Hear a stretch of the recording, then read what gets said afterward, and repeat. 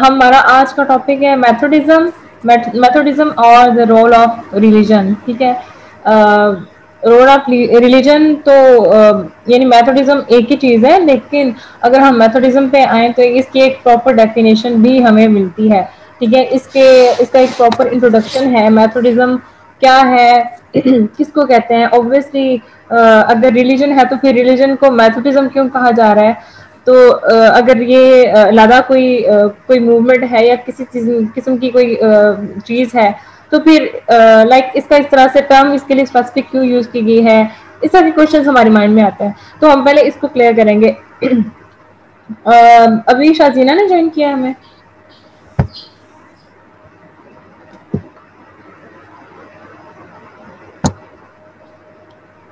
अच्छा, मुझे अगर किसी को वॉइस क्लियर ना हो तो प्लीज बता देना, ठीक है। अच्छा, come to the point. Methodism कहते हैं जो है ना, जैसे कि मैंने बचेस्टर टॉपर्स में, अगर आपको याद हो तो हमने डिस्कस किया था कैथोलिक्स और प्रोटेस्टेंट्स के बारे में हमने डिस्कस किया था। ठीक है, दो टाइप के जो है ना वो चर्च थे। कैथोलिक्स ओल्ड था, प्रोटेस्टेंट न्यू था। जो ओल्ड था वो सिविलाइज था, उसमें काफी सारे लोग ऑनेस्ट भी थे, लेकिन बेसिकली जो इशू चल रहा था चर्च के अंदर वो था पॉलिटिकल इश्यूज चल रहे थे rather than रिलीजन। ठीक है, यानी कि रिलीजियस पे फोकस नहीं था उनका। कंसर्न बेसिक जो था वो पोस्ट का, डेजिग्नेशन का, और चर्च के अंदर जो पॉलिटिकल इश्यूज थे उस पर सबका फोकस था।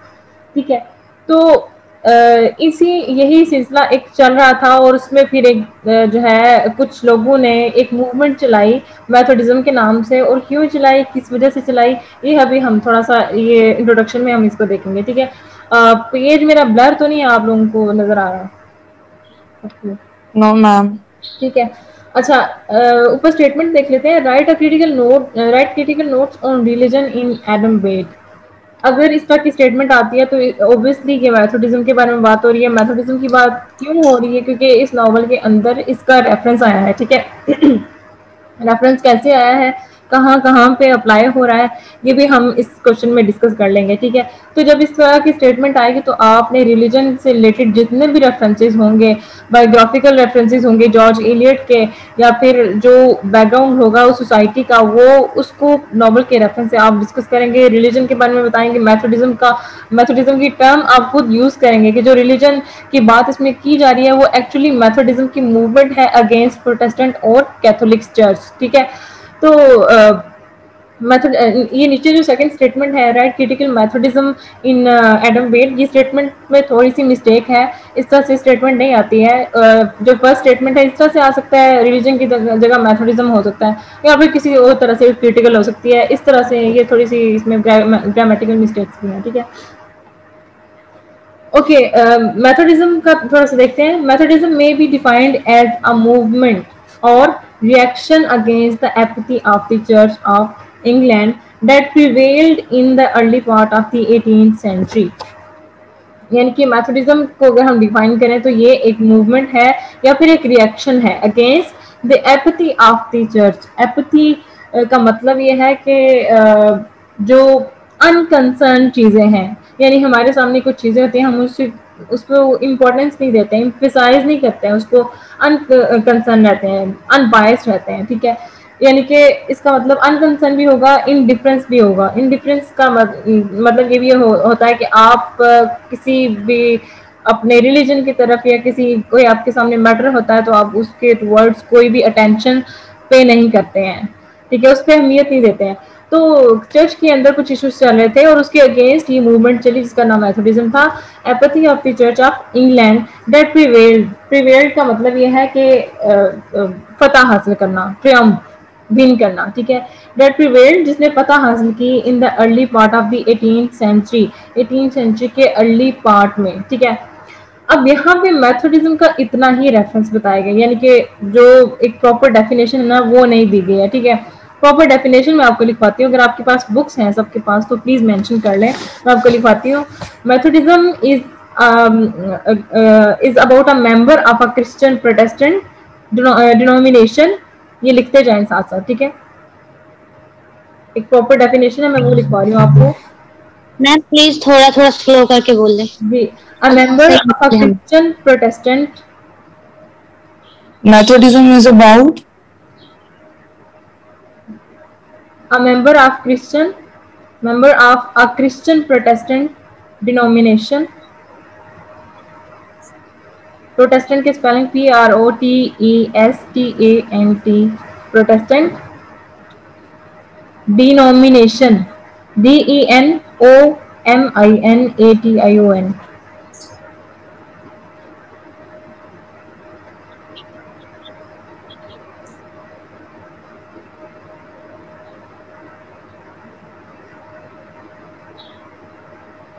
मैम आगे। A member of a Christian Protestant denomination originating in the 18th century. Originating, Originting.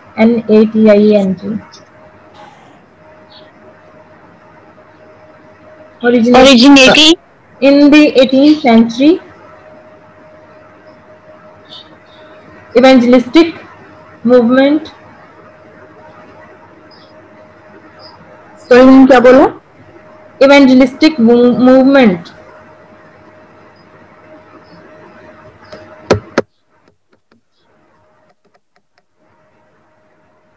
Ma'am आगे। Evangelistic movement of Charles एक पर्सन का नेम है, Charles and John Wesley. John Wesley की स्पेलिंग आपको यहाँ पे सेकंड लास्ट लाइन में जहाँ पे मेरा कर्सर मूव हो रहा है यहाँ पे आपको इसकी स्पेलिंग नजर आ जाएंगी। John Wesley and George Whitefield.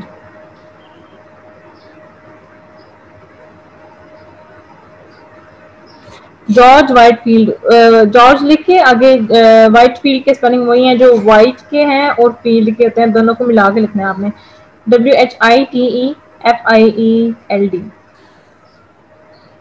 ठीक है, यस मैम। हो गया सबका done? Yes okay yes ma'am. तो इस लाइंस लिखवाई है ना, ये एक्चुअली मेथोडिज्म की डेफिनेशन नहीं है, लेकिन ये मेथोडिज्म को एक्सप्लेन करती हैं। ठीक है, मेथोडिज्म की हम डेफिनेशन नहीं कह सकते, लेकिन हम इसको आप जब लिखेंगे ना तो आप इस तरह से लिखेंगे जैसे ये वाली इंट्रोडक्शन में है ना, आप इन तीनों लाइंस के बाद ये वाली लाइन ऐड कर देंगे, ये जो मैंने आपको लिखवाई है। ठीक है, या आप किसी तरह से भी इसको बीच में मैनेज कर सकते हैं। तो इसका मतलब यह है कि एक मेंबर था क्रिश्चियन प्रोटेस्टेंट में से, ठीक है, और ये ओरिजिनेट हुई थी। ओरिजिन होता है कि जब कोई चीज़ जिसकी कोई रूट स्टार्ट होती है, जड़ें कहाँ से शुरू हुई, वो 18th सेंचुरी में ये मूवमेंट स्टार्ट हुई थी। ठीक है, तो इवेंजलिस्टिक मूवमेंट है, इवेंजलिस्टिक यानी कि जो मजहब से रिलेटेड होती है, जो चर्च से रिलेटेड थी। ठीक है, ऑफ चार्ल्स एंड जॉन वीजले।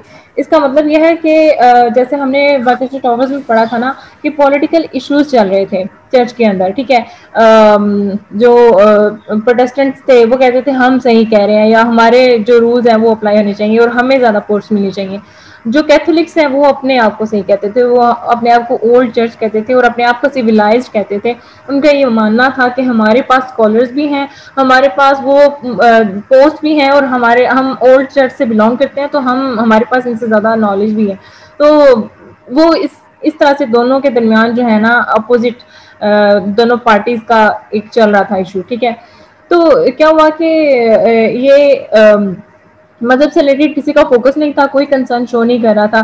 तो जो लोअर क्लास को मिडिल क्लास के लोग जो थे ना, जो फार्मर्स थे, पीजेंट्स थे, वो अपने आप को इन चीज़ों से दूर रख रहे थे, क्योंकि वो उनको समझ नहीं आ रही थी कि हम कैथोलिक्स की तरफ जाएं या प्रोटेस्टेंट्स को फॉलो करें। तो वो सिर्फ एक मजहब अपना जो उनका, ऑब्वियसली वो भी क्रिश्चियंस थे, तो एक जनरली जो है ना वो गॉड को प्रे कर लेते थे, तो वो उन्होंने अपने आप को इस चीज़ से दूर रखा हुआ था। लेकिन क्या हुआ कि ये मूवमेंट चल रही थी और इन मूवमेंट्स को ऑब्वियसली जब हमें किसी चीज़ के जैसे यहाँ पे कुछ हमारी मर्जी के मुताबिक नहीं होता ना, या फिर हम समझते हैं कि गलत हो रहा है, तो हम उसके अगेंस्ट जो है आवाज़ उठाते हैं, स्ट्राइक करते हैं। तो उस टाइम पे किसी ने इसके अगेंस्ट जो है ना वो जाने की कोशिश की, स्ट्राइक करने की कोशिश की कि हम इसके अगेंस्ट कुछ स्टैंड लेते हैं, स्टेप लेते हैं। ठीक है, तो वो जो स्टेप था ना वो मूवमेंट थी। मूवमेंट एक्चुअली उर्दू में अगर मीनिंग बताएं तो ये एक तहरीक होती है, जैसे कायद आज़म या अल्लामा इकबाल जो उन्होंने तहरीक चलाई थी, तहरीक मुसलमानों के लिए तहरीकें चलाई थी इतनी ज़्यादा, वो एक मूवमेंट थी एक्चुअली, कि वो एक चीज़ के अगेंस्ट जाके एक तहरीक चलाते थे, और तहरीक में लोगों को सपोर्ट करना, वो लोगों को इस तरह से अपना पॉइंट ऑफ व्यू समझाते थे कि लोग उनको सपोर्ट करें, उनका पॉइंट ऑफ व्यू समझें। इसी तरह से ये इशू चला था ना, इसके अगेंस्ट कुछ लोगों ने सोचा कि हम एक मूवमेंट चलाते हैं, ठीक है। अब ये जो मूवमेंट है ना, ये आपको ऑलरेडी मैंने बताया था जब हम पढ़ रहे थे सेकंड नॉवल आई थिंक पढ़ रहे थे थॉमस हार्डी का, तो मैंने आपको बताया था कि मूवमेंट्स आपने पढ़नी है पार्ट 2 में, ठीक है। अब वो मूवमेंट्स क्या थी वो आपको आप समझ आ जाएगा कि मूवमेंट वो होती है जो हर किसी कोई इशू चल रहा होता है या फिर कोई प्रॉब्लम्स चल रही होती है, तो उनके अगेंस्ट कोई मूवमेंट चलाई जाती है, तहरीक चलाई जाती है, ताकि हालात को बेहतर किया जा सके, चाहे वो सोशल इशूज़ हों, मॉरल इशूज़ हों, या फिर कंट्री के कुछ इशूज़ होते हैं। तो उसमें रियलिज्म, नेचुरलिज्म वो आप नेक्स्ट ईयर पढ़ेंगे। तो मेथोडिज्म भी एक उनमें से एक मूवमेंट थी। तो ये मूवमेंट चलाई किसने? ये जॉन वीजले ने चलाई। यहाँ से मैं थोड़ा सा रीड आउट कर देती हूँ। The Methodist movement was founded by John Wesley. John Wesley ने ये हालात देखकर उसने सोचा कि ऐसी मूवमेंट चलाने की ज़रूरत है। तो ये उसका फाउंडर था जॉन वीजले। तो इसने 2 लोगों के साथ और मिलकर ये मूवमेंट चलाई थी। 2 लोग वो जो उनके अपने नाम अभी लिखे, चार्ल्स और दूसरा जॉर्ज व्हाइटफील्ड, ठीक है। Who was a student at Oxford and took holy orders in 1725। उसने 1725 में हॉली ऑर्डर्स लिए। हॉली ऑर्डर्स का मतलब ये है कि आप यूं ही कोई मुंह उठा के मूवमेंट नहीं चला सकता है। आपके पास जैसे कोई अगर पुलिस कहीं पे छापा मारने जाते हैं ना, तो उनके पास सर्च वारंट होता है। अगर किसी को अरेस्ट करने जाते हैं तो उनके पास अरेस्ट वारंट होता है। ऑल्दो पाकिस्तान में अभी ये रूल्स कहीं कहीं जगह पे बहुत ये करप्शन चल रही है, लेकिन ऐसा होता है। ये एक पेपर जो रिटर्न फॉर्म में उनकी परमिशन लेटर होता है ना, वो लाजमी चाहिए होता है। इसी तरह से इसको भी कह लें कि एक परमिशन लेटर या एक ऑर्डर उसको चाहिए था कि अगर कोई उसको यानी सप्रेस करने की कोशिश करे तो उसके पास कुछ ना कुछ दिखाने के लिए हो। तो उसने क्या किया, उसने हॉली ऑर्डर्स लिए जो चर्च के से रिलेटेड जो स्कॉलर्स थे उनसे, और जो अपने जो प्रोफेसर्स जो जैसे हमारे आलम दीन होते हैं इस तरह से उनके भी प्रीस्ट होते हैं, तो वो उसने इस तरह से जो है ना उनके हॉली ऑर्डर्स लिए, अपने पेपर जो रिटन पेपर्स उसने रेडी करवाए, और फिर अपने साथ जो है ना ये मूवमेंट चलाई स्टार्ट की। सबसे पहले अपनी सोसाइटी के अंदर, सबसे पहले उन स्टूडेंट जो अपने साथ पढ़ने वाले थे उनके अंदर, और जो लोअर क्लास जो लोअर तबका था ना, पीजेंट और फार्मर्स, उनके आगे चलाई थी। मतलब वहां से उसने स्टार्ट किया था उसको, क्योंकि जब हमारे पास सपोर्ट करने के लिए लोग कम होते हैं ना, तो फिर हमारी कहने की हमारी पावर उतनी नहीं होती है, हम स्ट्रांग नहीं होते, हमारी स्ट्रेंथ उस तरह से नहीं होती है। तो इसको स्ट्रेंथ चाहिए थी, यानी इसको लोग चाहिए थे जो इसके हक में बोलें और वाकई इसको सपोर्ट करें एक अच्छे कदम के लिए, जो इसने एक स्टेप उठाया था। तो इसने अपना जो आगाज़ है वो अपने स्टूडेंट्स, अपने फेलोज और जो लोअर क्लास तबका था ना वहाँ से स्टार्ट किया, ठीक है। वो 1725 में स्टार्ट किया था, ठीक है। ये बहुत इंपॉर्टेंट लाइन है, इनको बेशक अंडरलाइन कर लें कि ये जॉन वीजले ने जाना ये मूवमेंट स्टार्ट की थी, फाउंडर इसका ये था, ठीक है। और ये उस टाइम पे स्टूडेंट था जब इसने ये मूवमेंट स्टार्ट की थी। 1725 डेट थी। The Methodist society was formed in 1729।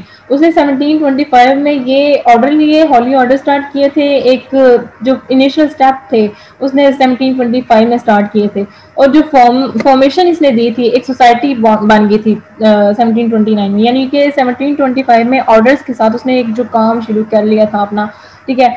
वो शुरू करते करते करते करते 1729 में उसने एक प्रॉपर सोसाइटी बना ली थी, ठीक है। When a few young men at Oxford came together under his leadership, जब उसने, जैसे कि मैंने आपको बताया कि उसने अपने एरिया से, अपने जो साथ पढ़ने वाले थे स्टूडेंट्स थे, यंग जनरेशन थी, उसको अपने साथ मिलाया, उनको इस मूवमेंट के साथ मूवमेंट में शामिल किया, और फिर 1729 में यानी 4 साल में उसने एक प्रॉपर सोसाइटी बना ली थी जो उसको सपोर्ट कर रही थी, जिसकी लीडरशिप जिसको ये लीड कर रहा था, ठीक है। तो उसमें कुछ यंग मैन थे जो ऑक्सफोर्ड यूनिवर्सिटी से ही बिलोंग करते थे, ठीक है। Their objective was promotion of piety and morality through strictly observing fasts and festivals of the church। अब उनका मकसद क्या था इस मूवमेंट को चलाने का और इस मूवमेंट को सपोर्ट करने का? देयर ऑब्जेक्टिव यानी उसका मकसद क्या था? वाज द प्रमोशन ऑफ पाइटी, पाइटी को प्रमोट करना। पाइटी मीन्स रिलीजन को, ठीक है, रिलीजन को प्रमोट करना, एंड मोरालिटी यानी मोरालिटी को इस तरह से सपोर्ट करना कि जो पॉलिटिकल इश्यूज हैं या पोस्ट वगैरह के जो के लिए जो लोग लड़ रहे थे वो पीछे, वो चीजें बाद में आती है, मोरालिटी इंसान की पहले आती है। तो इसलिए वो पाइटी को और मोरालिटी को ज्यादा सपोर्ट कर रहे थे, इन चीजों को प्रमोट करना चाह रहे थे, और इसीलिए उसकी जो सोशल जो एक उसने सोसाइटी फॉर्म कर ली थी ना, बना ली थी, उसमें बहुत ज्यादा लोग शामिल हो रहे थे। थ्रू स्ट्रिक्टली ऑब्जर्विंग फास्ट, जिसमें बहुत सख्ती के साथ जो है ना इन चीज़ों को ऑब्जर्व किया जा रहा था। फास्ट यानी कि रोजे रखना, और festivals of the church, festival जो चर्च के अंदर हो रहे थे उनको ऑब्जर्व किया जा रहा था स्ट्रिक्टली, कि उसके अंदर कोई भी इस तरह की पॉलिटिकल कोई सियासी किस्म की चीज़ें चलाने की कोशिश ना करें। To celebrate holy communion regularly, अगर किसी को ये चर्च के अंदर होली कम्युनियन इनको रेगुलरली सेलिब्रेट करने हैं, प्रॉपर उनके जो त्यौहार या रिलीजन जो उनके ओकेजन्स होते हैं वो उनको सेलिब्रेट करने थे, उसके लिए भी उन्होंने प्रॉपर एक पॉलिसी स्टार्ट कर दी थी बनाना खुद से।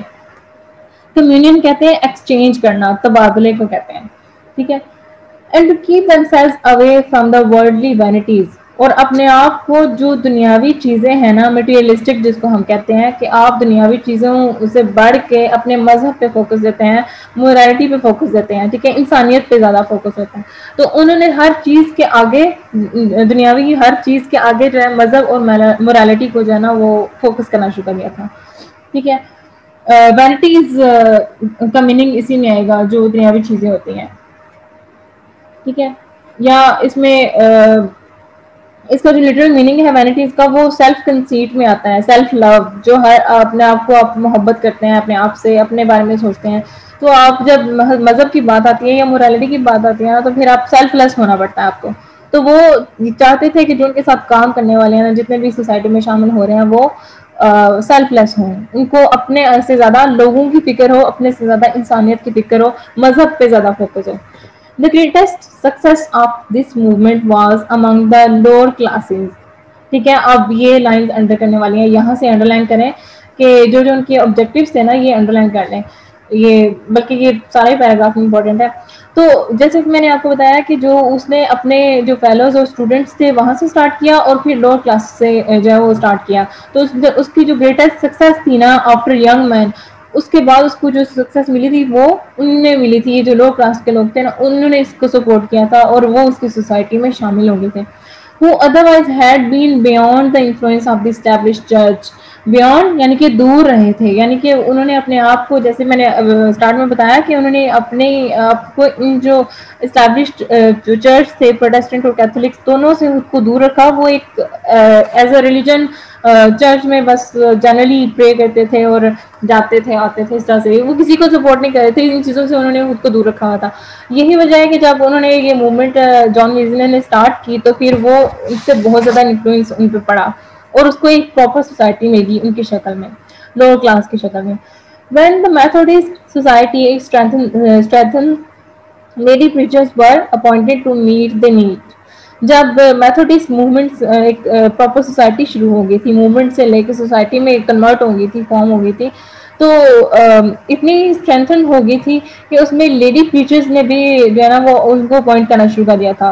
और यानी कि उनको ज़रूरत पड़ी कि जहाँ पे रिलीजन प्रीचिंग हो रही है वहाँ पे ऑब्वियसली मेल तो कर रहे थे, लेकिन उनको फीमेल्स भी चाहिए थी, तो लेडी प्रीचर्स भी वहाँ पे उनको जो है ना अपॉइंट करना शुरू कर दिया गया था। इसका रेफरेंस आपको बुक के अंदर मिलता है, नॉवल के अंदर, डीना मॉरिस की शक्ल में, ठीक है। अब कैसे है कैसे नहीं है, अभी थोड़ा सा उसका रेफरेंस नीचे हम बाद में डिस्कस करेंगे। First Wesley conference was held in 1744। 1744 में उसने जो अपनी फर्स्ट कॉन्फ्रेंस रखी थी ना, कॉन्फ्रेंस तब होती है जब आपके पास प्रॉपर स्कॉलर्स, प्रॉपर जो एक कह लें कि पावरफुल जो आपका होता है ना बैकग्राउंड, एक अपनी एक प्रॉपर सोसाइटी, जो सोसाइटी के अंदर जो मूवमेंट में जो एक लोग शामिल थे ना, उसके स्कॉलर्स थे, जितने भी स्कॉलर्स बैठ कॉन्फ्रेंस अटेंड करते हैं और उसमें जो मसले मसाइल हैं वो डिस्कस करते हैं। तो उसने जो फर्स्ट कॉन्फ्रेंस रखी थी ना, उसमें सारे के सारे स्कॉलर्स थे, वुमेन भी थी, मेल भी थे। तो वो 1744 में हुई थी, in which women were allowed to preach but later they were restricted to preach. अब उसमें डिस्कस ये किया गया था कि वुमेन को भी अलाउ किया जाए प्रीचिंग के लिए, लेकिन बाद में जो है ना उनको मना कर दिया गया था और फिर उनका ये काम मतलब औरतों को इस काम से दूर रखा गया था। In the beginning this movement worked under the established church.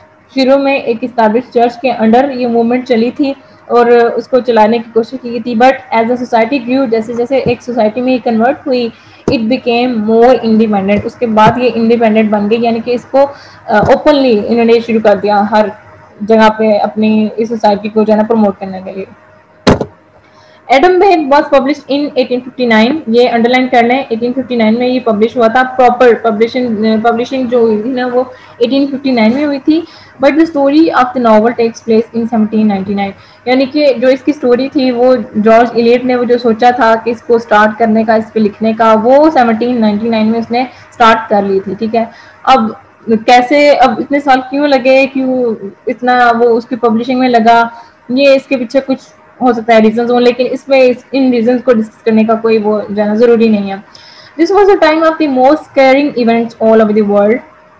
ये वो टाइम था जहाँ पे पूरी दुनिया में एक ऐसे इवेंट्स चल रहे थे कि लोग डरने लगे थे, मतलब खौफनाक किस्म के जो है ना हालात बहुत बुरे हो गए थे उस टाइम पे। तो शायद उन हालात की वजह से ही उसने उसका ये जो बीच में गैप आया उन हालात की वजह से ही आया था।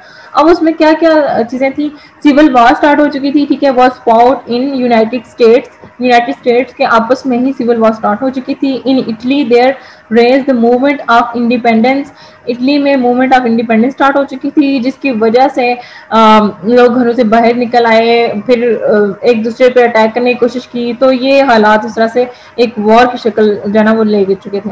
Japan came out of its self imposed isolation. Japan self imposed का मतलब यह है कि खुद पे किसी चीज को जानबूझ कर मुसलत कर लेना, यानी कि उन्होंने अपने आप को आइसोलेशन में रखा होता, हर चीज से सेपरेट रखा होता, लेकिन वो इस चीज से भी वो भी निकल आए। रशिया फ्रीड हर सर्व्स, हर का मतलब हर यहाँ पे नहीं आएगा, इट्स आएगा, यहाँ पे करेक्शन कर लें। Russia freed its serfs, serfs कहते हैं जो स्लेव्स होते हैं, गुलाम है जो, ठीक है, तो उन्होंने जो अपने गुलाम थे ना, जितने भी इनको कैद किया हुआ था उनको रिहा कर दिया था। Russia rose as a great European power and France fell to internal strife. अब रशिया को एक अच्छा जो है ना पावरफुल एक यूरोपियन पावर की तरह जो है ना के लिहाज से सामने आना शुरू हो गया, और फ्रांस का fell to internal strife. Internal strife का मतलब यह है कि जो आपस के जो कॉन्फ्लिक्ट है ना, इंटरनल कॉन्फ्लिक्ट, जो political issues, moral issues, society के जो इश्यूज, उसमें जो है ना उनके इश्यूज बहुत ज्यादा हो गए थे। कोई किसी के अगेंस्ट था, कोई किसी के अगेंस्ट था, कोई मतलब कहते हैं ना कि वो बयान नहीं मिलते, इस तरह से उनके भी बयान नहीं मिल रहे थे, कोई कुछ और किसी के अगेंस्ट कुछ करना चाह रहा था, कोई किसी के अगेंस्ट जा रहा था, आपस में ही उनके कॉन्फ्लिक्ट चल रहे थे बहुत ज्यादा। But Hayslop in England, in which the action of the novel takes place, remains unaffected by all these events. लेकिन इंग्लैंड के अंदर हेस्लॉप जो कंट्री साइड थी वहाँ पे ये जितने भी एक्शंस हो रहे थे पूरी दुनिया में, जो एक स्केरिंग इवेंट्स सारे चल रहे थे, उससे ये अनअफेक्टेड था, मतलब इस पे कोई जना असर नहीं पड़ रहा था, ये कह लें कि महफूज किस्म की जगह थी। The only historical event discussed in Adam Bede is the famous religious movement of that time, Methodism.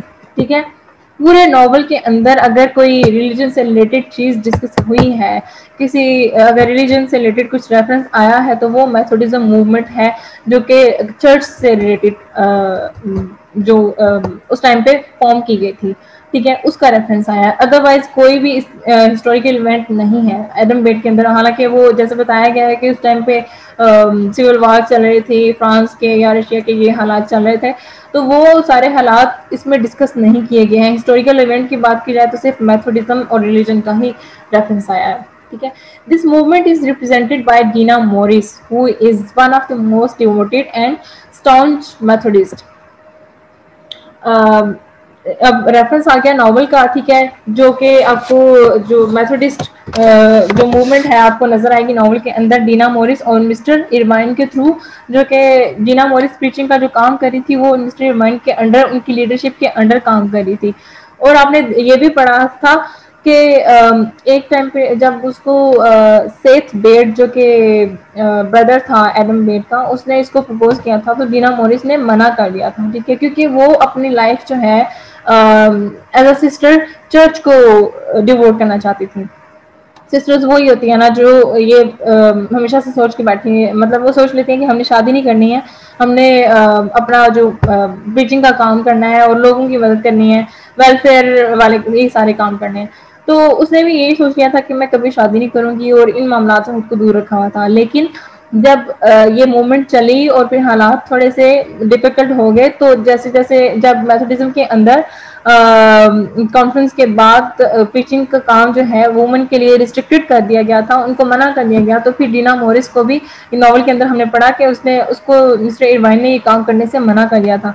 तो फिर उसकी जो अटेंशन थी वो ये जो दुनियावी मामलात हैं या ये लव कोर्टशिप और इसकी तरफ हुई, तो उसको एडम अच्छा लगा था।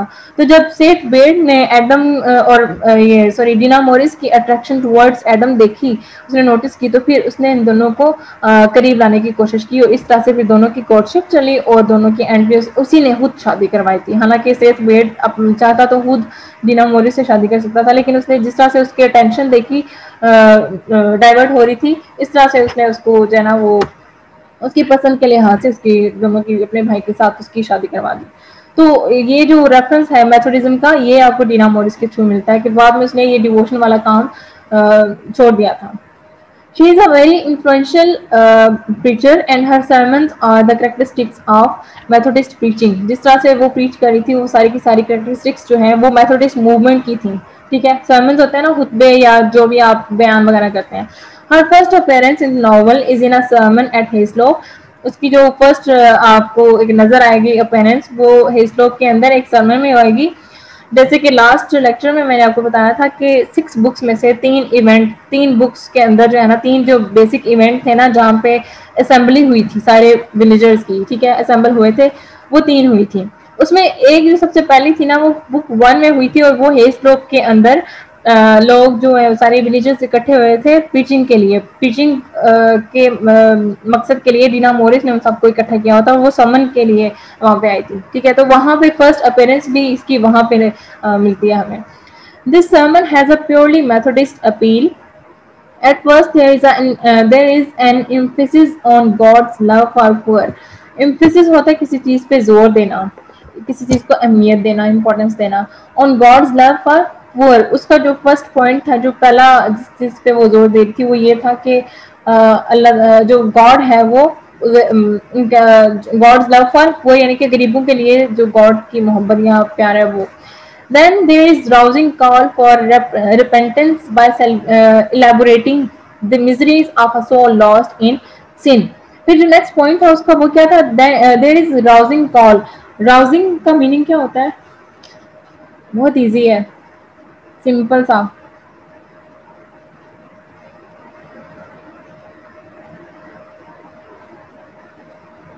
सो रहे हो सारे?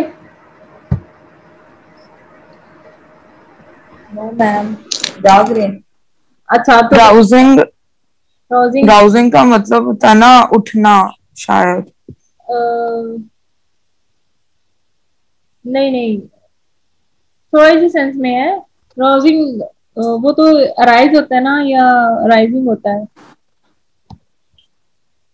राउजिंग का मतलब होता है वैसे तो शोर मचाना भी कहते हैं, लेकिन एक्साइटमेंट या इंस्पायर करना किसी को, इसका मतलब इस सेंस में आता है, ठीक है। देयर इज राउजिंग कॉल यानी कि आप किसी को इंस्पायर करते हैं या किसी को एक्साइट करते हैं, जोश में दिलाना दिलाना, ठीक है, कि वो रिपेंटेंस की तरफ जाए। फॉर रिपेंटेंस, रिपेंटेंस होता है रिग्रेट करना, पछताना, या अपने सिंस को लाइक आप को फील होता है, आप शेम फील करते हैं अपने सिंस पे या अपने मिस्टेक पे। By elaborating the miseries of a soul lost in sin, यानी कि वो कहती है कि पहला जो पॉइंट है ना वो ये है कि गॉड का जो लव है पुअर के लिए वो है। सेकंड ये है कि जो जो लोग गुनाहों में अपने आप को खो देते हैं ना, उनकी जो सोल है यानी कि उनकी जो स्पिरिट है उसको उन मिजरीज में फील करवाना, उसको इतना इंस्पायर करना और इतना एक्साइट करना कि वो रिपेंट करे, यानी कि जब इंसान गुनाह करता है ना, तो फिर वो गुनाहों में इतना डूब चुका होता है कि वो अपने गुनाहों की तरफ ध्यान ही नहीं देता कि मैं क्या कर रहा हूँ, और उल्टा वो अपने मकसद, अपनी ख्वाहिशों के पीछे लग जाता है, वो अपने गुनाहों की तरफ ध्यान नहीं देता। तो वो उसका जो सेकंड पॉइंट था वो ये था कि जो लोग गुनाहों में खुद को डुबा चुके होते हैं, डूब चुके होते हैं गुनाहों में, और गफलत में डूब चुके होते हैं, उनके लिए रिपेंटेंस, उनको इंस्पायर करना कि वो रिपेंट करें, वो रिग्रेट करें अपनी जो है ना वो सिंस पे, ताकि मिजरी से खुद को निकाल सके, उस मिजरी से खुद को निकाल सके। ठीक है, ये चीज उसने की थी उसके साथ। अगर किसी ने समरी पढ़ी है तो आपको पता होगा ये किसने किसके साथ की थी, उसने डीना मोरिस ने किसके साथ की थी ये चीज।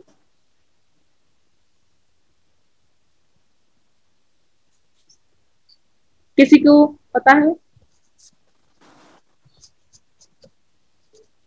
दोबारा से रिपीट करिएगा अपनी बात मैम। कि कोई गुनाह करता है ना कोई इंसान, तो वो गुनाहों में इतना डूब चुका होता है कि वो अपने बजाय पछताने के या किसी शेम के, वो सिर्फ अपने आप पे रहम खा रहा होता है, यानी कि रोना धोना चलाए रखता है बजाय शेम के या रिग्रेट करने के। तो वो उसका ये मानना है कि लोगों को जो अपने आप को खो चुके होते हैं, अपने गुनाहों में डूब चुके होते हैं, उनको इस मिजरी से निकालना, उनको इनका इंस्पायर करना कि वो अपने गुनाहों पे रिग्रेट करे, ताकि इस मिजरी से वो उसको निकाला जा सके, उसकी सोल को निकाला जा सके। ये किसने किया है नॉवेल? एडम को? नहीं। हैटी को? किसने? डीना ने। डीना ने। डीना मोरिस ने वो कैरेक्टर निभाया जो कि एक्चुअली बायोग्राफिकल रेफरेंस है। जॉर्ज इलियट की जो आंट थी, उसने मैरी वोक जो कि एक वुमेन थी उनके टाइम पे, और उससे अपने चाइल्ड इस तरह से ये गुनाह किया था। जो हैटी की स्टोरी है वो मैरी वोक के थ्रू उसको मिली थी, जॉर्ज इलियट को अपनी आंट के थ्रू उसने ये स्टोरी सुनी थी। तो मैरी वॉक जब जेल में थी, तो उसको रिपेंट फील कराने के लिए जो जॉर्ज इलियट की आंट है वो उससे जेल में मिलने के लिए जाती थी, और उसको रिपेंट फील करवाया, उसको सीन उसके याद दिलाया, और उसको उसकी जो है ना लाइक उसको अपने मॉरल मॉरलाइज करने की कोशिश की उसको। फिर उसको याद आया, फिर उसको होश आई कि मैं क्या कर रही हूँ, मैंने क्या किया है, और मेरी मॉरल वैल्यूज एक्चुअली क्या है और क्या होनी चाहिए थी। ठीक है, तो उसको आप किसी को एहसास दिलाते हैं ना कि तुमने ये गुनाह किया है, तो तुम्हें तुम्हें इस पे रिग्रेट फील करना चाहिए, तुम्हें इसके पे जो है वो माफी मांगनी चाहिए, गॉड से प्रे करनी चाहिए। इस तरह से डीना मोरिस ने हैटी सोरेल को फील करवाया, रिग्रेट फील करवाया था। ठीक है, warning against the worldly vanity comes at the last. यानी कि जो वार्निंग हम किसी को देते हैं ना, यानी कि जब कोई भी हरबा हमारा काम नहीं करता ना, तो फिर हम उसको वार्निंग देते हैं कि मतलब तुम इतने खुदगर्ज हो रहे हो। वैनिटी वही सेल्फ लव में आता है कि जब सारी चीजें आप कर लेते हैं, कोशिश कर ले, कुछ नहीं होता, तो फिर आप जो है ना वो आप एक वार्निंग देते हैं कि मतलब हर जब आप सेल्फिश हो जाएंगे तो फिर आपका आपको इससे कुछ नहीं मिलेगा। तो वो ये 3 पॉइंट्स जो है ना वो अपने पिचिंग में बताती थी। The speech of Dinah on this topic is similar to that of Wesley. जो जॉन वीजले था, मेथोडिस्ट मूवमेंट का जो फाउंडर था, उसकी स्पीच से सिमिलर थी। कैसे? अब ये इसके वर्ड्स हैं, वीजले के वर्ड्स हैं ये।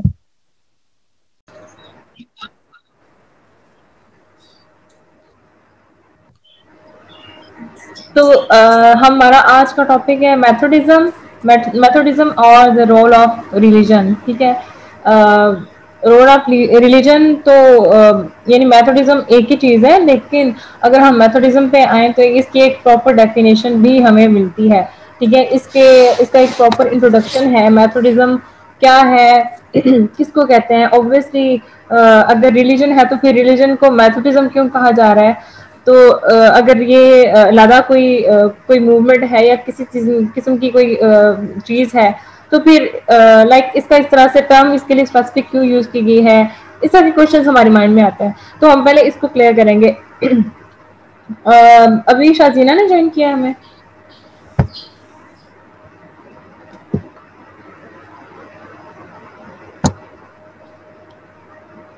अच्छा, मुझे अगर किसी को वॉइस क्लियर ना हो तो प्लीज बता देना। ठीक है, अच्छा, come to the point.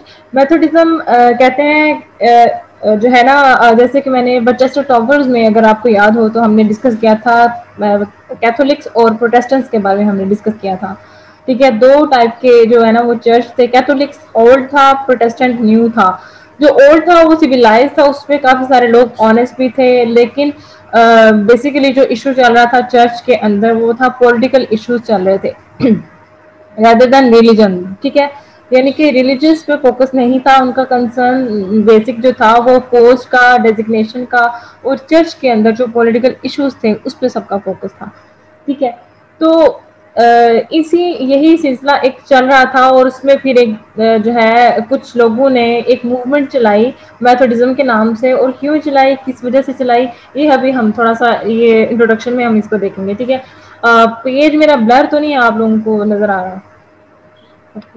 No ma'am. ठीक है, अच्छा ऊपर स्टेटमेंट देख लेते हैं। Right critical notes on religion in Adam Bede. अगर इस तरह की स्टेटमेंट आती है तो ऑब्वियसली ये मैथोडिज्म के बारे में बात हो रही है। मैथोडिज्म की बात क्यों हो रही है? क्योंकि इस नॉवल के अंदर इसका रेफरेंस आया है। ठीक है रेफरेंस कैसे आया है, कहाँ कहाँ पे अप्लाई हो रहा है, ये भी हम इस क्वेश्चन में डिस्कस कर लेंगे। ठीक है, तो जब इस तरह की स्टेटमेंट आएगी तो आपने रिलीजन से रिलेटेड जितने भी रेफरेंसेस होंगे, बायोग्राफिकल रेफरेंसेस होंगे जॉर्ज इलियट के, या फिर जो बैकग्राउंड होगा उस सोसाइटी का, वो उसको नॉवल के रेफरेंस से आप डिस्कस करेंगे। रिलीजन के बारे में बताएंगे, मैथोडिज्म की टर्म आप खुद यूज करेंगे कि जो रिलीजन की बात इसमें की जा रही है वो एक्चुअली मैथोडिज्म की मूवमेंट है अगेंस्ट प्रोटेस्टेंट और कैथोलिक चर्च। ठीक है, तो मेथड ये नीचे जो सेकंड स्टेटमेंट है, राइट क्रिटिकल मेथोडिज्म इन एडम बेट, ये स्टेटमेंट में थोड़ी सी मिस्टेक है, इस तरह से स्टेटमेंट नहीं आती है। जो फर्स्ट स्टेटमेंट है इस तरह से आ सकता है, रिलीजन की जगह मेथोडिज्म हो सकता है, या फिर किसी और तरह से क्रिटिकल हो सकती है, इस तरह से ये थोड़ी सी इसमें ग्रामेटिकल मिस्टेक्स भी हैं। ठीक है, ओके मेथोडिज्म का थोड़ा सा देखते हैं। Methodism may be defined as a movement और reaction against the apathy of the Church of England that prevailed in the early part of the 18th century। यानी कि मैथोडिज्म को अगर हम डिफाइन करें तो ये एक मूवमेंट है या फिर एक रिएक्शन है against the apathy of the church. Apathy का मतलब ये है कि जो अनकंसर्न चीजें हैं, यानी हमारे सामने कुछ चीजें होती हैं, हम उसको इम्पोर्टेंस नहीं देते हैं, इम्फेसाइज नहीं करते हैं, उसको अनकंसर्न रहते हैं, अनबायस्ड रहते हैं। ठीक है, यानी कि इसका मतलब अनकंसर्न भी होगा, इनडिफरेंस भी होगा। इनडिफरेंस का मतलब ये भी होता है कि आप किसी भी अपने रिलीजन की तरफ या किसी कोई आपके सामने मैटर होता है तो आप उसके टुवर्ड्स कोई भी अटेंशन पे नहीं करते हैं। ठीक है, उस पर अहमियत नहीं देते हैं। तो चर्च के अंदर कुछ इश्यूज चल रहे थे और उसके अगेंस्ट ये मूवमेंट चली जिसका नाम मेथोडिज्म था। Apathy of the church of England that prevailed का मतलब ये है कि फतह हासिल करना, ट्रियम्फ, विन करना। ठीक है, दैट प्रिवेल्ड जिसने फतह हासिल की in the early part of the 18th century के अर्ली पार्ट में। ठीक है, अब यहाँ पे मैथोडिज्म का इतना ही रेफरेंस बताया गया, यानी कि जो एक प्रॉपर डेफिनेशन है ना वो नहीं दी गई है। ठीक है, प्रॉपर डेफिनेशन मैं आपको लिखवाती हूँ, अगर आपके पास बुक्स हैं सबके पास तो प्लीज मेंशन कर लें, मैं आपको लिखवाती हूँ। Methodism is about a member of a Christian Protestant denomination. ये लिखते जाएं साथ साथ। ठीक है, एक प्रॉपर डेफिनेशन है, मैं वो लिखवा रही हूँ आपको।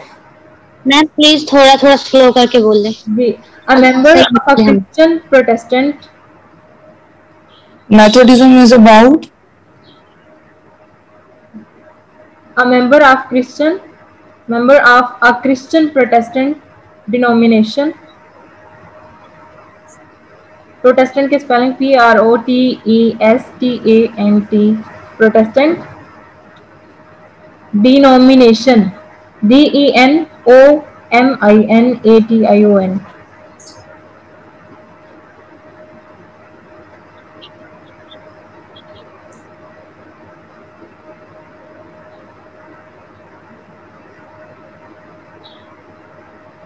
मैम आगे। A member of a Christian Protestant denomination originating in the 18th century, originating ORIGINATING, Originating in the 18th century evangelistic movement, sorry क्या बोला? Evangelistic movement,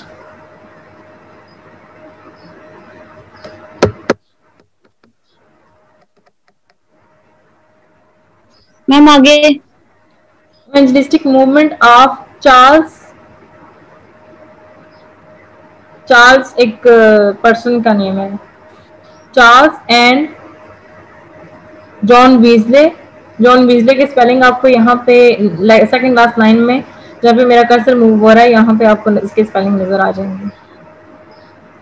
John Wesley and George Whitefield.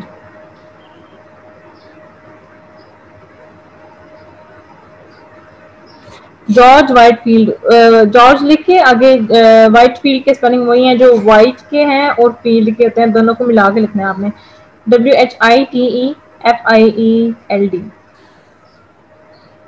ठीक है, यस मैम। हो गया सबका done? Yes okay yes ma'am. तो इस आपको लाइंस दिखवाई है ना, ये एक्चुअली मेथोडिज्म की डेफिनेशन नहीं है लेकिन ये मेथोडिज्म को एक्सप्लेन करती हैं। ठीक है, मेथोडिज्म की हम डेफिनेशन नहीं कह सकते लेकिन हम इसको आप जब लिखेंगे ना तो आप इस तरह से लिखेंगे जैसे ये वाली इंट्रोडक्शन में है ना, आप इन तीनों लाइंस के बाद ये वाली लाइन ऐड कर देंगे, ये जो मैंने आपको लिखवाई है। ठीक है, या आप किसी तरह से भी इसको बीच में मैनेज कर सकते हैं। तो इसका मतलब यह है कि एक मेंबर था क्रिश्चियन प्रोटेस्टेंट में से, ठीक है, और ये ओरिजिनेट हुई थी। ओरिजिन होता है कि जब कोई चीज जिसकी कोई रूट स्टार्ट होती है, जड़ें कहाँ से शुरू हुई, वो 18th सेंचुरी में ये मूवमेंट स्टार्ट हुई थी। ठीक है, तो इवेंजलिस्टिक मूवमेंट है, इवेंजलिस्टिक यानी कि जो मजहब से रिलेटेड होती है, जो चर्च से रिलेटेड थी। ठीक है, ऑफ चार्ल्स एंड जॉन वीजले। इसका मतलब यह है कि जैसे हमने बातें टॉवर्स में पढ़ा था ना कि पॉलिटिकल इश्यूज चल रहे थे चर्च के अंदर। ठीक है, जो प्रोटेस्टेंट्स थे वो कहते थे हम सही कह रहे हैं या हमारे जो रूल्स हैं वो अप्लाई होने चाहिए और हमें ज़्यादा पोस्ट मिलनी चाहिए। जो कैथोलिक्स हैं वो अपने आप को सही कहते थे, वो अपने आप को ओल्ड चर्च कहते थे और अपने आप को सिविलाइज्ड कहते थे। उनका ये मानना था कि हमारे पास स्कॉलर्स भी हैं, हमारे पास वो पोस्ट भी हैं और हम ओल्ड चर्च से बिलोंग करते हैं तो हमारे पास इनसे ज़्यादा नॉलेज भी है।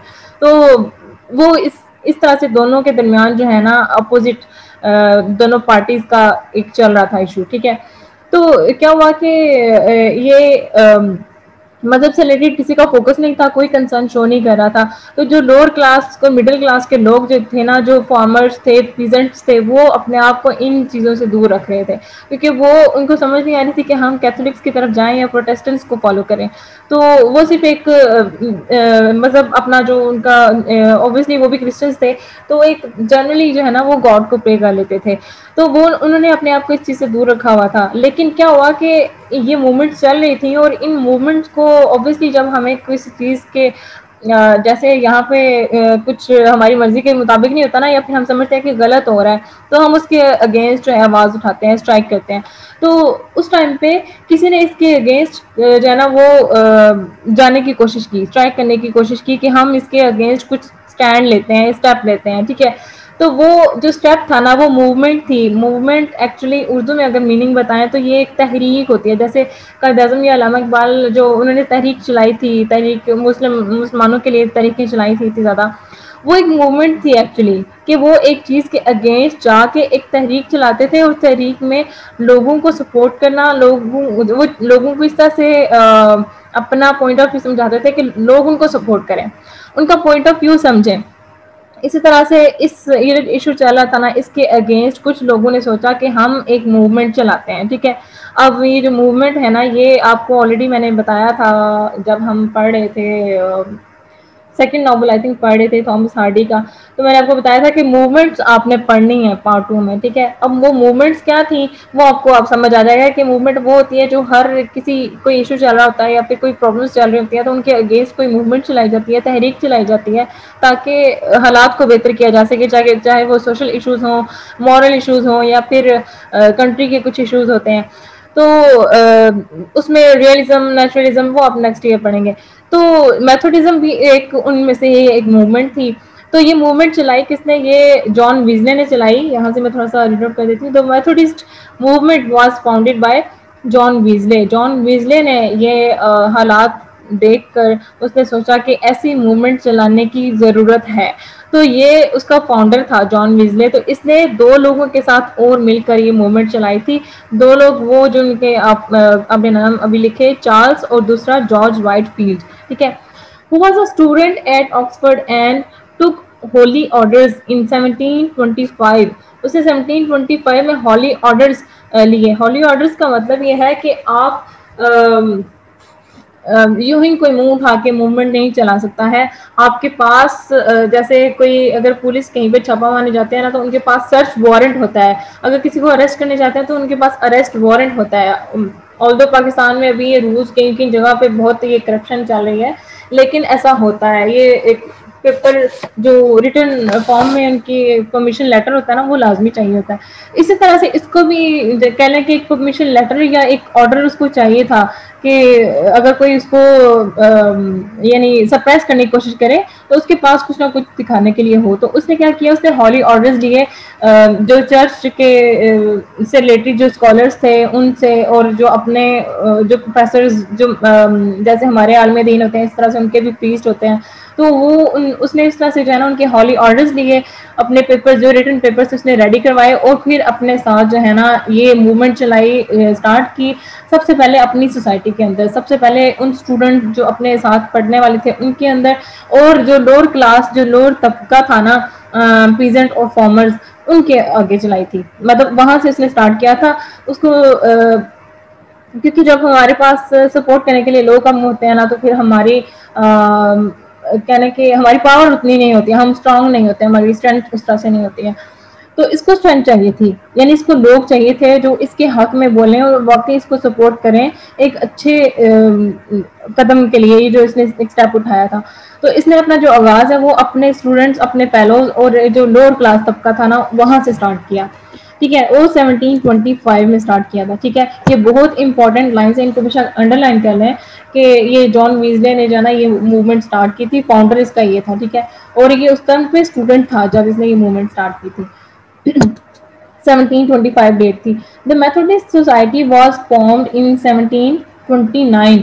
उसने 1725 में ये ऑर्डर लिए, हॉली ऑर्डर स्टार्ट किए थे। एक जो इनिशियल स्टेप थे उसने 1725 में स्टार्ट किए थे, और जो फॉर्मेशन इसने दी थी, एक सोसाइटी बन गई थी 1729 में। यानी कि 1725 में ऑर्डर्स के साथ उसने एक जो काम शुरू कर लिया था अपना, ठीक है। वो शुरू करते करते करते करते 1729 में उसने एक प्रॉपर सोसाइटी बना ली थी, ठीक है। When a few young men at Oxford came together under his leadership, जब उसने, जैसे कि मैंने आपको बताया कि उसने अपने एरिया से, अपने जो साथ पढ़ने वाले थे स्टूडेंट्स थे, यंग जनरेशन थी, उसको अपने साथ मिलाया, उनको इस मूवमेंट के साथ मूवमेंट में शामिल किया, और फिर 1729 में यानी 4 साल में उसने एक प्रॉपर सोसाइटी बना ली थी जो उसको सपोर्ट कर रही थी, जिसकी लीडरशिप जिसको ये लीड कर रहा था, ठीक है। तो उसमें कुछ यंग मैन थे जो ऑक्सफोर्ड यूनिवर्सिटी से ही बिलोंग करते थे, ठीक है। Their objective was promotion of piety and morality through strictly observing fasts and festivals of the church। अब उनका मकसद क्या था इस मूवमेंट को चलाने का और इस मूवमेंट को सपोर्ट करने का? देयर ऑब्जेक्टिव यानी उसका मकसद क्या था? वाज द प्रमोशन ऑफ पाइटी, पाइटी को प्रमोट करना। पाइटी मीन्स रिलीजन को, ठीक है, रिलीजन को प्रमोट करना, एंड मोरालिटी यानी मोरालिटी को इस तरह से सपोर्ट करना कि जो पॉलिटिकल इश्यूज हैं या पोस्ट वगैरह के लिए जो लोग लड़ रहे थे वो पीछे, वो चीजें बाद में आती है, मोरालिटी इंसान की पहले आती है। तो इसलिए वो पार्टी को और मोरालिटी को ज्यादा सपोर्ट कर रहे थे, इन चीजों को प्रमोट करना चाह रहे थे। और इसीलिए उसकी जो सोशल जो एक उसने सोसाइटी फॉर्म कर ली थी ना, बना ली थी, उसमें बहुत ज्यादा लोग शामिल हो रहे थे। थ्रू स्ट्रिक्टली ऑब्जर्विंग फास्ट, जिसमें बहुत सख्ती के साथ जो है ना इन चीज़ों को ऑब्जर्व किया जा रहा था। फास्ट यानी कि रोजे रखना, और festivals of the church, festival जो चर्च के अंदर हो रहे थे उनको ऑब्जर्व किया जा रहा था स्ट्रिक्टली, कि उसके अंदर कोई भी इस तरह की पॉलिटिकल कोई ऐसी किस्म की चीज़ें चलाने की कोशिश ना करें। To celebrate holy communion regularly, अगर किसी को ये चर्च के अंदर होली कम्युनियन इनको रेगुलरली सेलिब्रेट करने हैं, प्रॉपर उनके जो त्यौहार या रिलीजन जो उनके ओकेजन्स होते हैं वो उनको सेलिब्रेट करने थे, उसके लिए भी उन्होंने प्रॉपर एक पॉलिसी स्टार्ट कर दी थी बनाना खुद से। कम्युनियन कहते हैं एक्सचेंज करना, तबादले को कहते हैं, ठीक है।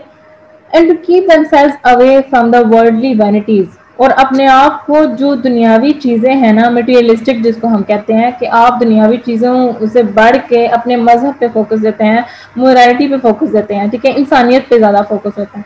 तो उन्होंने हर चीज के आगे, दुनियावी हर चीज के आगे जो है मजहब और मोरालिटी को जो है ना वो फोकस करना शुरू कर दिया था, ठीक है। वैनिटीज का मीनिंग इसी में आएगा, जो दुनियावी चीजें होती हैं, ठीक है। या इसमें इसका जो लिटरल मीनिंग है वैनिटीज का, वो सेल्फ कंसीट में आता है, सेल्फ लव, जो हर अपने आप को आप मोहब्बत करते हैं, अपने आप से, अपने बारे में सोचते हैं।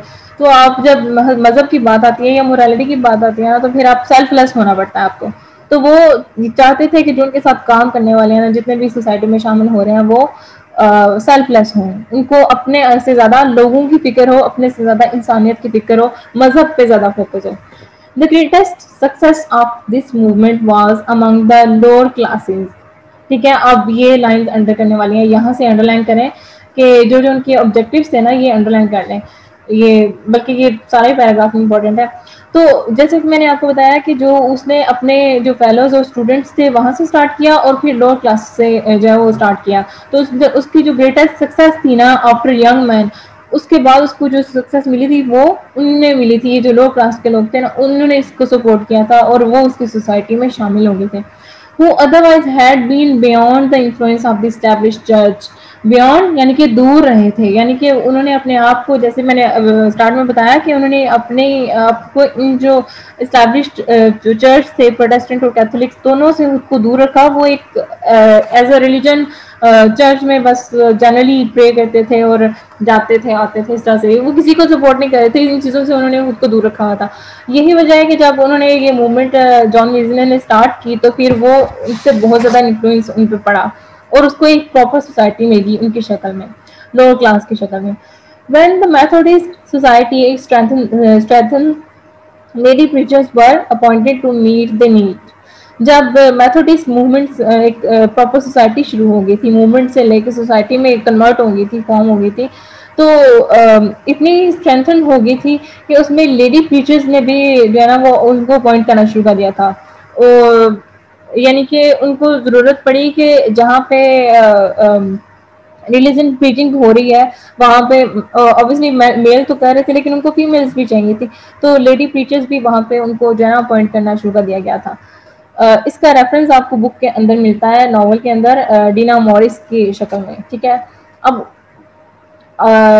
कैसे है कैसे नहीं है, अभी थोड़ा सा उसका रेफरेंस नीचे हम बाद में डिस्कस करेंगे। First Wesley conference was held in 1744।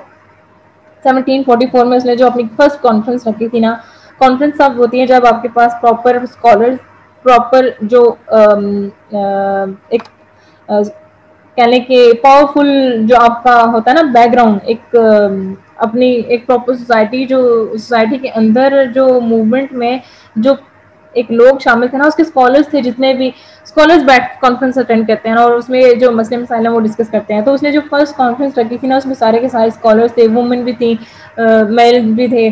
तो 1744 में हुई थी, in which women were allowed to preach but later they were restricted to preach. अब उसमें डिस्कस ये किया गया था कि वुमेन को भी अलाउ किया जाए प्रीचिंग के लिए, लेकिन बाद में जो है ना उनको मना कर दिया गया था, और फिर उनका ये काम मतलब औरतों को इस काम से दूर रखा गया था।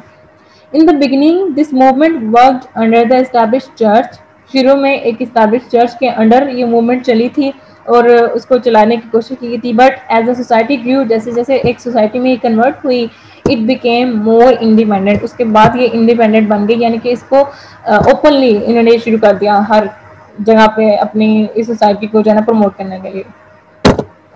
Adam Bede was publish in 1859, ये अंडरलाइन कर लें, 1859 में ये पब्लिश हुआ था। प्रॉपर पब्लिशिंग जो हुई थी ना वो 1859 में हुई थी, but the story of the novel takes place in 1799। यानी कि जो इसकी स्टोरी थी वो जॉर्ज इलियट ने वो जो सोचा था कि इसको स्टार्ट करने का, इस पे लिखने का, वो 1799 में उसने स्टार्ट कर ली थी, ठीक है। अब कैसे, अब इतने साल क्यों लगे, क्यों इतना वो उसकी पब्लिशिंग में लगा, ये इसके पीछे कुछ हो सकता है रीजंस हो, लेकिन इसमें इन रीजंस को डिस्कस करने का कोई वो जाना जरूरी नहीं है। This was a time of the most scaring events all over the world. ये वो टाइम था जहाँ पे पूरी दुनिया में एक ऐसे इवेंट्स चल रहे थे कि लोग डरे डरे डरने लगे थे, मतलब खौफनाक किस्म के जो है ना हालात बहुत बुरे हो गए थे उस टाइम पे। तो शायद उन हालात की वजह से ही उसने उसका ये जो बीच में गैप आया उन हालात की वजह से ही आया था। अब उसमें क्या क्या चीजें थी, सिविल वॉर स्टार्ट हो चुकी थी, ठीक है, was fought in United states के आपस में ही सिविल वॉर स्टार्ट हो चुकी थी। In Italy there raise the movement of independence, Italy में मूवमेंट ऑफ इंडिपेंडेंस स्टार्ट हो चुकी थी, जिसकी वजह से लोग घरों से बाहर निकल आए, फिर एक दूसरे पे अटैक करने की कोशिश की। तो ये हालात इस तरह से एक वॉर की शक्ल जो है ना वो ले चुके थे। Japan came out of its self imposed isolation. Japan self imposed का मतलब यह है कि खुद पे किसी चीज को जानबूझ कर मुसलत कर लेना, यानी कि उन्होंने अपने आप को आइसोलेशन में रखा होता, हर चीज से सेपरेट रखा होता, लेकिन वो इस चीज से भी वो भी निकल आए। रशिया फ्रीड हर सर्व्स, हर का मतलब हर यहाँ पे नहीं आएगा, इट्स आएगा, यहाँ पे करेक्शन कर लें। Russia freed its serfs, serfs कहते हैं जो स्लेव्स होते हैं, गुलाम है जो, ठीक है। तो उन्होंने जो अपने गुलाम थे ना, जितने भी इनको कैद किया हुआ था, उनको रिहा कर दिया था। Russia rose as a great European power and France fell to internal strife. अब रशिया को एक अच्छा जो है ना पावरफुल एक यूरोपियन पावर की तरह जो है ना के लिहाज से सामने आना शुरू हो गया, और फ्रांस का fell to internal strife. Internal strife का मतलब यह है कि जो आपस के जो कॉन्फ्लिक्ट है ना, इंटरनल कॉन्फ्लिक्ट, जो political issues, moral issues, society के जो इश्यूज, उसमें जो है ना उनके इश्यूज बहुत ज्यादा हो गए थे। कोई किसी के अगेंस्ट था, कोई किसी के अगेंस्ट था, कोई मतलब कहते हैं ना कि वो बयान नहीं मिलते, इस तरह से उनके भी बयान नहीं मिल रहे थे। कोई कुछ और किसी के अगेंस्ट कुछ करना चाह रहा था, कोई किसी के अगेंस्ट जा रहा था, आपस में ही उनके कॉन्फ्लिक्ट चल रहे थे बहुत ज्यादा। But Hayslop in England, in which the action of the novel takes place, remains unaffected by by all these events. लेकिन इंग्लैंड के अंदर हेस्लॉप जो कंट्री साइड थी, वहाँ पे ये जितने भी एक्शंस हो रहे थे पूरी दुनिया में, जो एक स्केरिंग इवेंट्स सारे चल रहे थे, उससे ये अनअफेक्टेड था, मतलब इस पे कोई जाना असर नहीं पड़ रहा था, ये कह लें कि महफूज किस्म की जगह थी। The only historical event discussed in Edinburgh is the famous religious movement of that time, Methodism.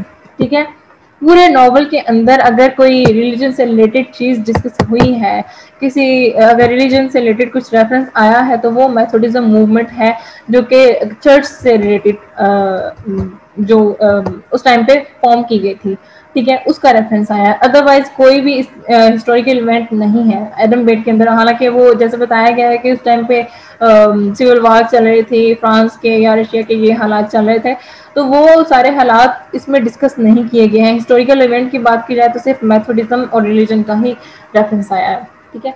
This movement is represented by Dinah Morris, who is one of the most devoted and staunch Methodist.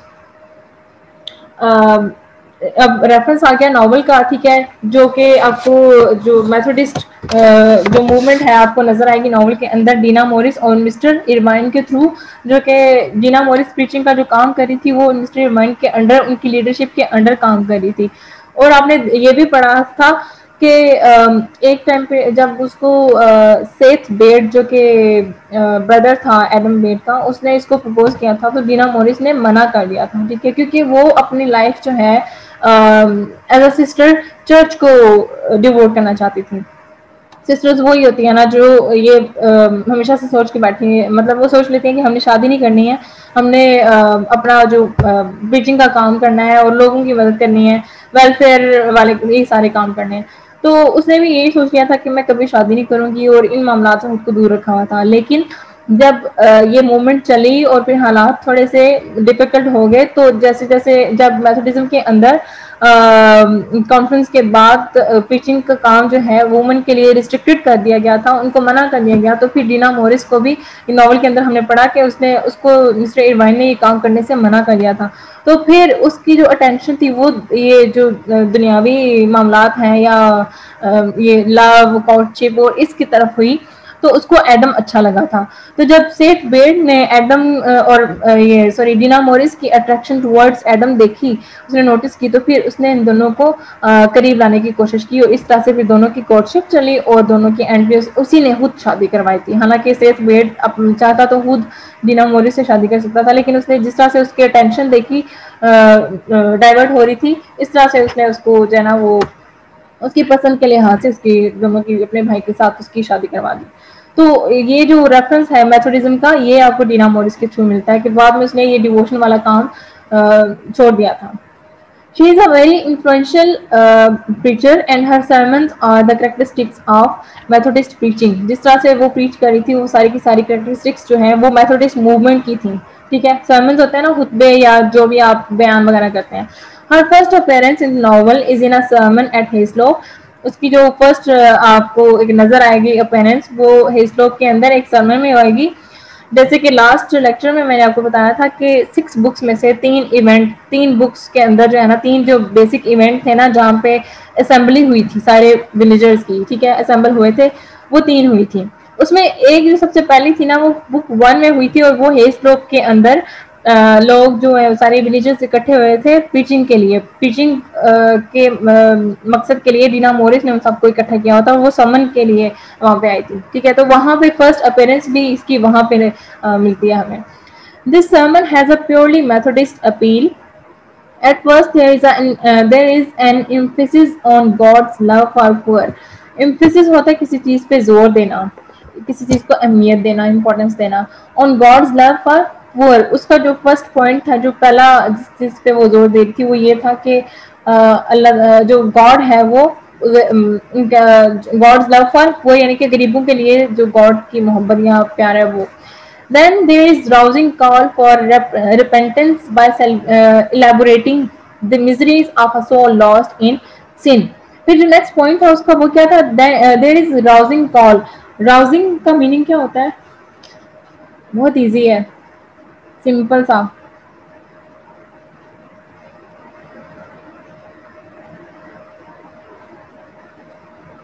सो रहे हो सारे?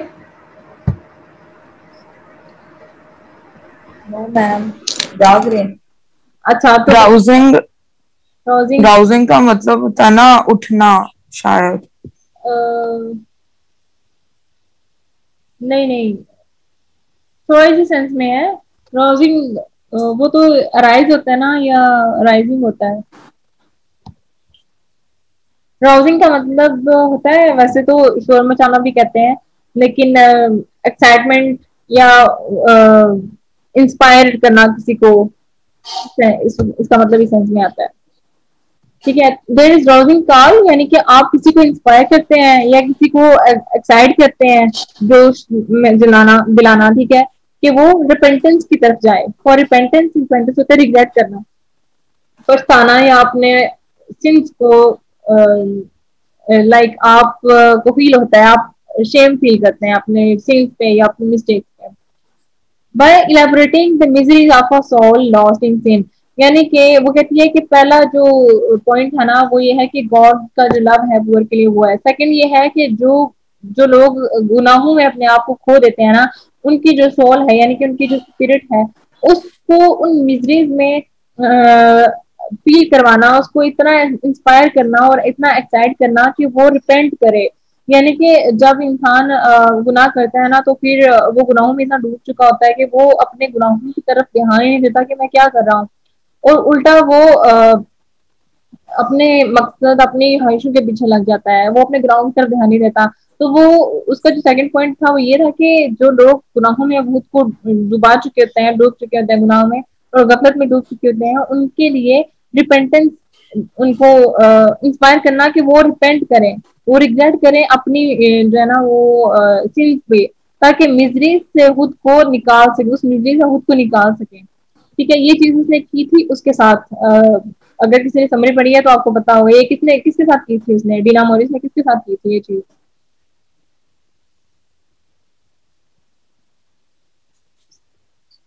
किसी को पता है? दोबारा से repeat करिएगा अपनी बात मैम। कि कोई गुनाह करता है ना कोई इंसान, तो वो गुनाहों में इतना डूब चुका होता है कि वो अपने बजाय पछताने के, किसी शेम के, वो सिर्फ अपने आप पे रहम खा रहा होता है, यानी कि रोना धोना चलाए रखता है बजाय शेम के या रिग्रेट करने के। तो वो उसका ये मानना है कि लोगों को जो अपने आप को खो चुके होते हैं, अपने गुनाहों में डूब चुके होते हैं, उनको इस मिजरी से निकालना, उनको इनका इंस्पायर करना कि वो अपने गुनाहों पे रिग्रेट करे, ताकि इस मिजरी से वो उसको निकाला जा सके, उसकी सोल को निकाला जा सके। ये किसने किया है नॉवल? एडम को? नहीं। हैटी को?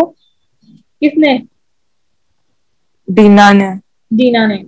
दीना मोरिस ने वो कैरेक्टर निभाया जो कि एक्चुअली बायोग्राफिकल रेफरेंस है जॉर्ज इलियट की जो आंट थी, उसने मैरी वोक जो कि एक वुमेन थी उनके टाइम पे, और उससे अपने चाइल्ड इस तरह से ये गुनाह किया था। जो हैटी की स्टोरी है वो मैरी वोक के थ्रू उसको मिली थी, जॉर्ज इलियट को अपनी आंट के थ्रू उसने ये स्टोरी सुनी थी। तो मैरी वॉक जब जेल में थी तो उसको रिपेंट फील कराने के लिए जो जॉर्ज इलियट की आंट है वो उससे जेल में मिलने के लिए जाती थी, और उसको रिपेंट फील करवाया, उसको सीन उसके याद दिलाया, और उसको उसकी जो है ना लाइक उसको अपने मॉरल मॉरलाइज करने की कोशिश की उसको। फिर उसको याद आया, फिर उसको होश आई कि मैं क्या कर रही हूँ, मैंने क्या किया है, और मेरी मॉरल वैल्यूज एक्चुअली क्या है और क्या होनी चाहिए थी। ठीक है, तो उसको आप किसी को एहसास दिलाते हैं ना कि तुमने ये गुनाह किया है, तो तुम्हें इस पे रिग्रेट फील करना चाहिए, तुम्हें इसके पे जो है वो माफी मांगनी चाहिए, गॉड से प्रे करनी चाहिए। इस तरह से डीना मोरिस ने हैटी सोरेल को फील करवाया, रिग्रेट फील करवाया था। ठीक है, warning against the worldly vanity comes at the last, यानी कि जो वार्निंग हम किसी को देते हैं ना, यानी कि जब कोई भी हरबा हमारा काम नहीं करता ना, तो फिर हम उसको वार्निंग देते हैं कि मतलब तुम इतने खुदगर्ज हो रहे हो। वैनिटी वही सेल्फ लव में आता है कि जब सारी चीजें आप कर लेते हैं, कोशिश कर ले, कुछ नहीं होता, तो फिर आप जो है ना वो आप एक वार्निंग देते हैं कि मतलब हर जब आप सेल्फिश हो जाएंगे तो फिर आपको इससे कुछ नहीं मिलेगा। तो वो ये 3 पॉइंट्स जो है ना वो अपने पिचिंग में बताती थी। The speech of Dinah on this topic is similar to that of Wesley. जो जॉन वीजले था, मेथोडिस्ट मूवमेंट का जो फाउंडर था, उसकी स्पीच से सिमिलर थी। कैसे? अब ये इसके वर्ड्स हैं, वीजले के वर्ड्स हैं ये।